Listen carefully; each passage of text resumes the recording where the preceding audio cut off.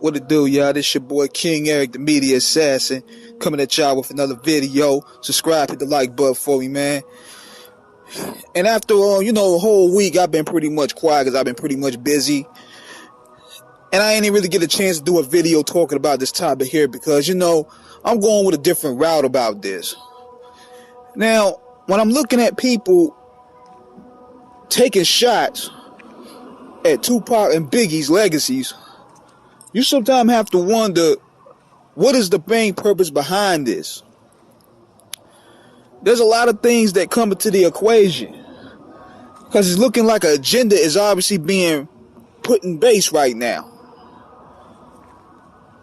See, when you look at guys like, you got niggas like T-Pain and will.i.am, dudes that won't even respect it like that amongst their peer group to a degree. Most notably will.i.am, because the Black Eyed Peas were considered a laughing stock. Only joint I really liked for them niggas was Joints and Jams. But they ain't had no respect like that. Those cake niggas had no respect like that. will.i.am won't respect it like that. But when they got on with Fergie, that's where things changed. Life started changing for him. So when Fergie got him on, that's where the pop money came in. But look at it like this. Who was bumping that shit? Nobody in hip hop was putting that in demand. I mean, these dudes you got these goofy dudes trying to become gatekeepers now. I mean, come on, man. Can anybody give me 3 will.i.am joints? Give me at least 5 joints. Give me 3 of his greatest bars. See, this is what I'm looking at now. And I seen this the other day. One of the reasons, and this is my opinion, on why they're hitting Tupac is because of what's going on with Mutulu Shakur. Mutulu Shakur has been denied freedom for almost a decade and is more terminal now that he has a terminal cancer. He's been trying to be released from prison. He's a political prisoner. And that's a part of the reason why Tupac was already targeted from the time he was born. That Panther lineage. So what do? To deflect attention from what's going on with this topic, you bring down Tupac's character. You notice this. Even with the platforms that's supposed to be for him, none of that shit is talking about his Panther lineage. None of that shit is talking about what he's done for the community. All these platforms, so what I observe, has been either with people he beefed with, people that he had issues with, women that he slept with, or for that matter, when people are talking about him, it's either, oh, he isn't lyrical, oh, he wasn't nice like that, oh, he was fake, or this, that, and the third. Nothing about his Panther lineage, nothing about the Thug Life plan, the plan that he originally had for Thug Life. Nothing about that. So that tells me right there, there's an agenda involved. And they noticeably they're trying to put that in the back burner.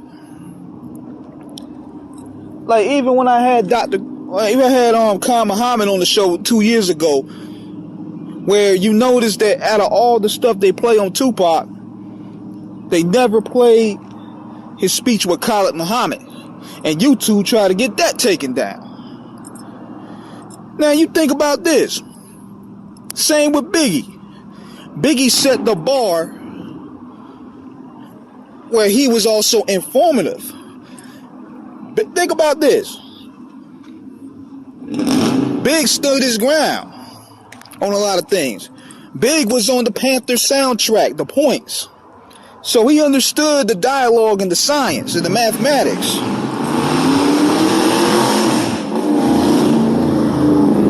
So look at this verse on the wall.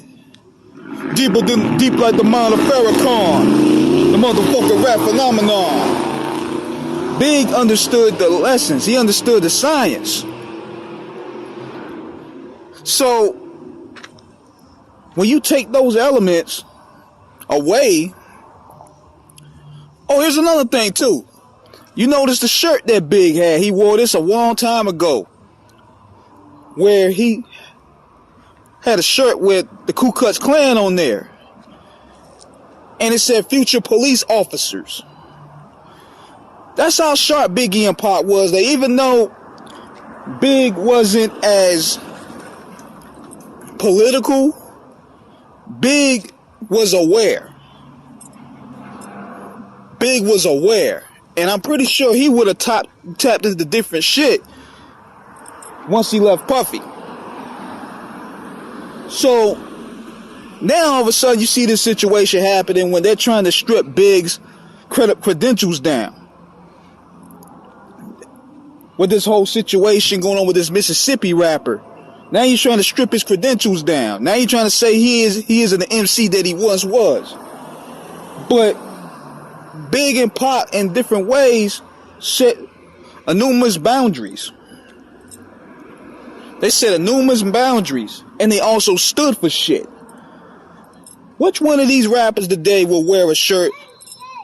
Which one of these rappers today will wear a shirt with the Klan on there saying future policeman? I'll wait.